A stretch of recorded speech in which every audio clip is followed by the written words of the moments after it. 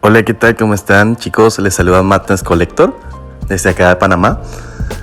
En esta ocasión vamos a estar viendo el unboxing de la figura de Hawkeye de la serie de Disney Plus que arma la pieza de Ultron Infinito. Vamos a estar viendo qué tal está la figura, así que acompáñenme. Una de las partes más destacables de esta figura diría yo que es el rostro, desde el esculpido del cabello, los ojos, cada uno de los rasgos de su cara. Están idénticos al personaje, el wash que utilizaron para crearle las heridas muy parecidas a la serie. Es una figura en definitiva increíble y que le hace mucha justicia a este personaje, ya que las anteriores entregas de Marvel Legends de este personaje no habían sido tan buenas. En serio se la rifaron y salieron con éxito. Me encanta.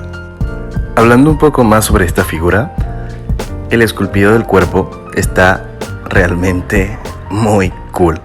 Me gusta bastante los colores que utilizaron en esta ocasión para ese personaje. Creo que son muy fieles a la serie. Ese color malva junto al negro mate le da un acabado bastante genial. Me encanta la mano, esa que está como extendida. Creo que es una mano nueva, no la había visto en ninguna otra figura. Creo que está muy cool y realmente está increíble. El acabado también de los pies, me parece que es un esculpido nuevo. Si no, escríbame en los comentarios y cuéntame a ver qué tal. Bueno, para hacer la primera pieza del Ultron Infinito estoy bastante emocionado.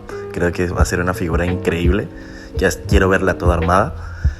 Es una figura súper articulable y realmente siento que vale mucho la pena. La calidad se siente increíble.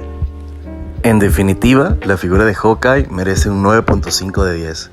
A ver, y cuéntame, ¿cuál es su opinión sobre esta figura en los comentarios? Sin más, me despido. Recuerden darle like y suscribirse para más videos. Chaito.